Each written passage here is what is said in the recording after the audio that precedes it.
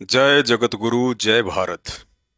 परमपिता परमात्मा, सारी सृष्टि के रचनहार, कुल मालिक, असंख्य ब्रह्मांडों के स्वामी, जगत गुरु, तीनों लोकों में प्रवेश करके सबका भरण पोषण करने वाले, राजाधिराज, आत्माधार, नाथों के नाथ, देवों के देव महादेव, सर्वेश्वर महेश्वर मृत्युंजय, अजरो अमर, आदि अनादि, सनातनी प्रभु, जगत पिता जगदीश्वर, श्री श्री 1008 की उपाधि के वास्तविक अधिकारी, अकाल मूरत सौद स्वरूपी राम वासुदेव, सर्वगतम ब्रह्म, परम पूज्य, प्रथम पूज्य, परम संत, परम पुरुष, परम धनी, परम दयालु, सत्य कबीर, हक्का कबीर, अल्लाहु कबीर, अल्लाहु अकबर, बाखबर, अल्लाह ताला, जगत के तारणहार, जगत के मुक्तिदाता, जगत के जगन्नाथ, हारे के सहारे, हिंदुओं के राम, मुसलमानों के अल्लाह, सिखों के वाहिगुरु, ईसाइयों के मसीह, दया के सागर दया निधि, करुणा के सागर करुणा निधि, स्वयंभू परिभू, संकट मोचन, कष्ट हरण, मंगल करण, दुख भंजन, अविगत कबीर,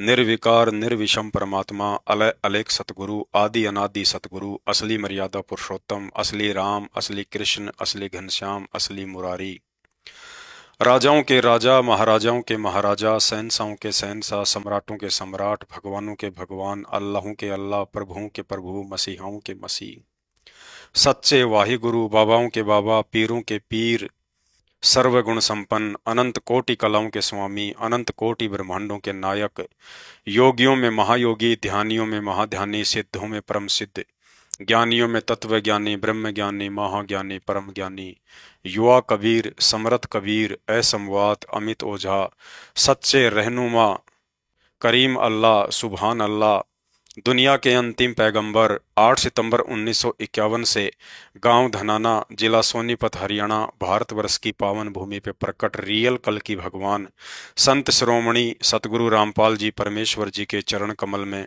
देश विदेश से हम सभी सत्सेवक भाई बहनों का अनंत कोटि दंडोत प्रणाम।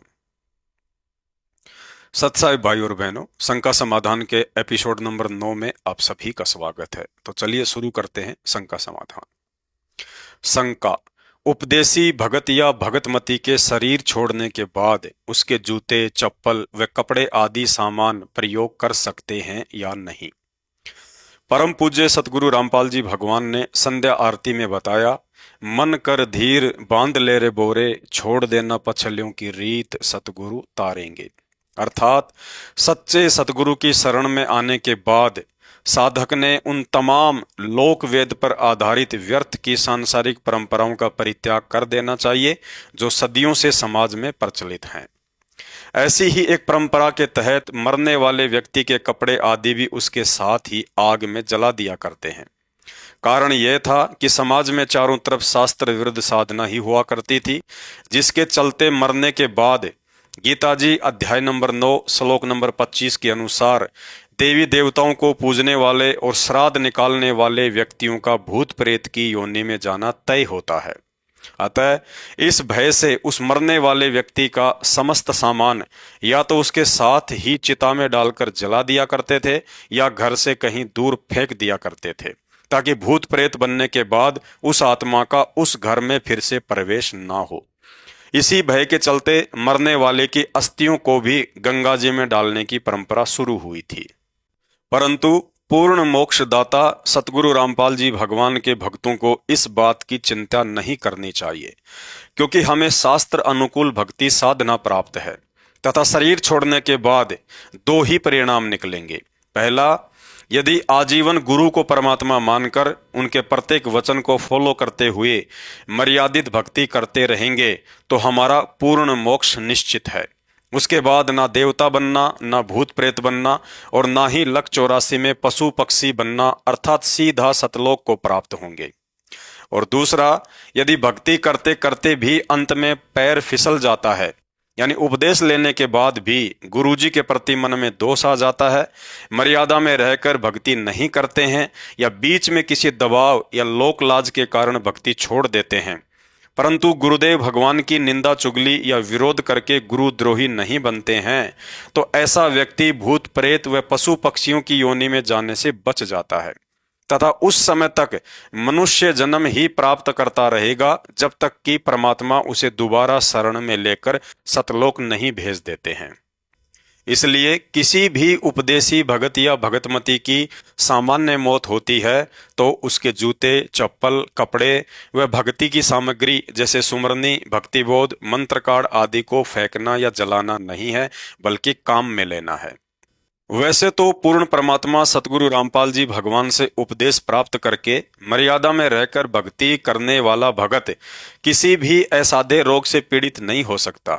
फिर भी यदि कोई ऐसा अमर्यादित भगत या भगतमती है और अंत में किसी बीमारी या असाध्य रोग से पीड़ित होकर मरता है तो स्वच्छता के लिहाज से भक्ति सामग्री को छोड़कर उसके कपड़े आदि प्रयोग नहीं करना है, चाहे तो उन्हें जला दे या बाहर फेंक दे।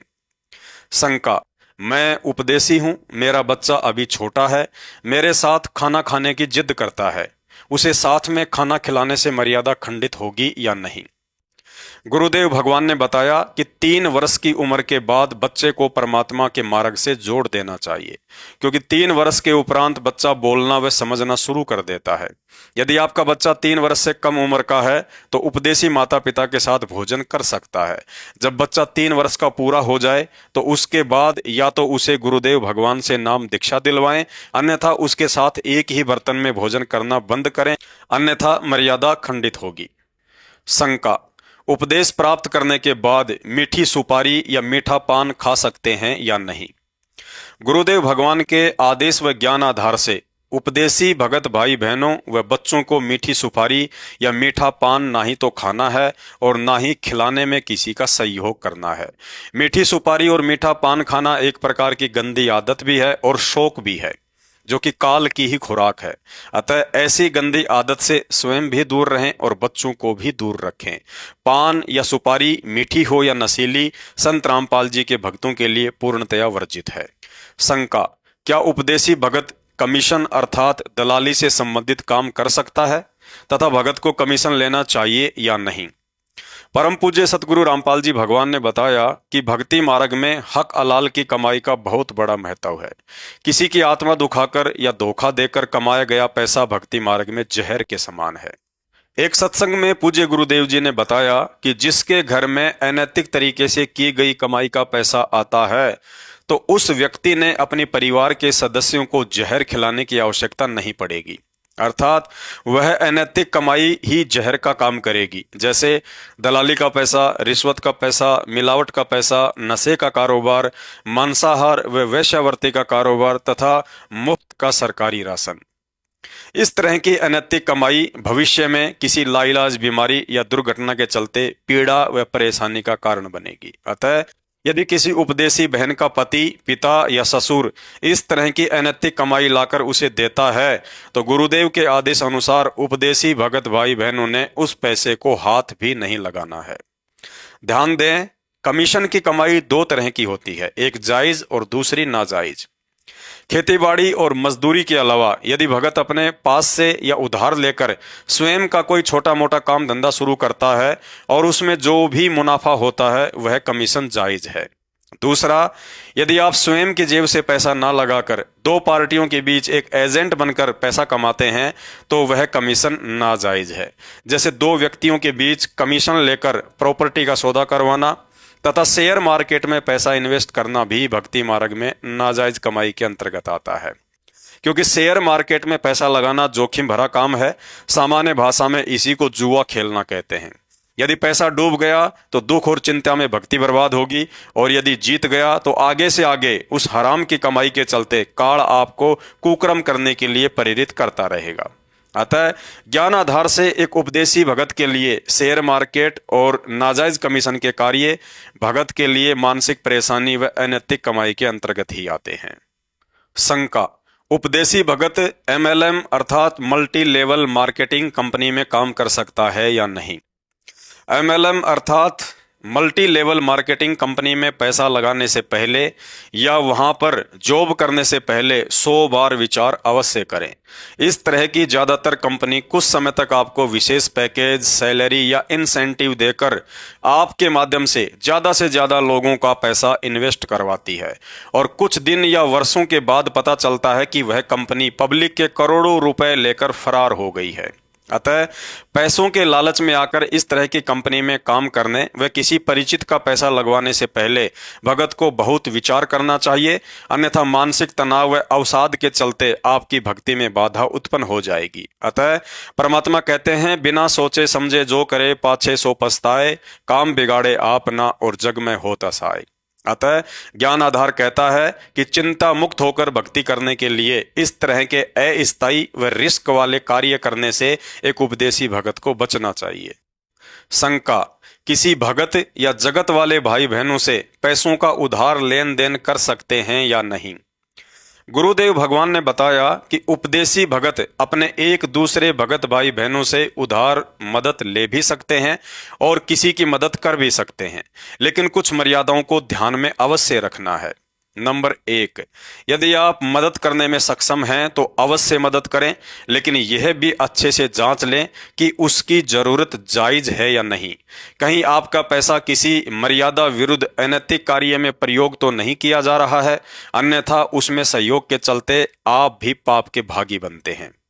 नंबर 2, शराब, मांस, नशीले पदार्थ, राजनीति, मंदिर निर्माण, मस्जिद निर्माण, चर्च निर्माण, गुरुद्वारा निर्माण या अन्य गलत कार्य में बिल्कुल भी आर्थिक या शारीरिक मदद ना करें। नंबर 3, उधार रूप में दिए जा रहे पैसे पर ब्याज भूलकर भी ना लें। वह इसलिए क्योंकि उधार मुसीबत के समय की जाती है। ऐसे में ऊपर से ब्याज लेना उस आत्मा को और अधिक दुखी करने के समान होता है। अतः ब्याज का पैसा एक प्रकार से हराम की श्रेणी में आता है, इसलिए गुरुदेव भगवान ने स्पष्ट रूप से मना कर रखा है। नंबर 4, यदि उपदेशी भगत को मजबूरी में किसी जगत वाले भाई बहन या अनुपदेशी रिश्तेदार से उधार रूप में पैसा लेना पड़ जाए तो मांगने पर ब्याज भी दे सकते हैं, लेकिन भगत ने किसी अन्य से ब्याज बिल्कुल भी नहीं लेना है। नंबर 5, गुरुदेव भगवान ने बताया कि पहले तो हम सतोगुण के प्रभाव से दयावान बनकर किसी की भी मदद कर देते हैं, लेकिन बाद में जब पैसा देने में देरी हो जाती है या मना कर दिया जाता है तो तमोगुण के प्रभाव से लड़ाई झगड़ा कर बैठते हैं, जो कि गलत है। इससे मानसिक तनाव के चलते भजन में भंग पड़ता है और सामने वाले की आत्मा को भी चोट पहुंचती है। अतः गुरुदेव भगवान के आदेश अनुसार यदि समय पर आपका पैसा नहीं लौटाया जाता है या मना कर दिया जाता है तो लड़ाई झगड़ा या मनमुटाव बिल्कुल भी ना करें। इसके लिए भगत को चाहिए कि पहले ही सोच समझकर मदद करें। यदि आपके अंदर धैर्य या सहनशीलता नहीं है तो मदद करने से बचें। नंबर 6, उधार रूप में अपने किसी अनुपदेशी रिश्तेदार, बहन बेटी या मित्र आदि की भी मदद कर सकते हैं और जरूरत पड़ने पर उनसे आर्थिक मदद ले भी सकते हैं, लेकिन लेन देन के समय उपरोक्त मर्यादाओं का अवश्य ध्यान रखना है। शंका, यदि भगत ने किसी उपदेशी या अनुपदेशी से पैसा उधार लिया हुआ है लेकिन उधार चुकाने से पहले ही मौत हो जाती है तो क्या भगत के ऊपर भार चढ़ेगा? गुरुदेव भगवान ने एक सत्संग में बताया कि उधार पैसा लेते समय मन में कोई भी दोष ना रखते हुए आपकी इच्छा वह पैसा समय पर चुकाने की होनी चाहिए। फिर भी किसी कारणवश मौत हो जाती है और आप कर्ज नहीं चुका पाते हैं तो ऐसी स्थिति में गुरुदेव ने बताया कि परमात्मा आपकी भक्ति कमाई का कुछ अंश सूक्ष्म रूप में उस उधार मदद करने वाले को देकर उसके व्यापार या शरीर में फायदा पहुंचाकर अपने भगत का ऋण लौटा देता है। तो शंका समाधान में आज केवल इतना ही। शंका समाधान के और अधिक वीडियो देखने के लिए हमारे Facebook page Pawan Das is live Manav Dharmi Pawan दास को फॉलो करें। वीडियो अच्छा लगे तो शेयर करें। बंदी छोड़ सतगुरु रामपाल जी परमेश्वर जी की जय हो।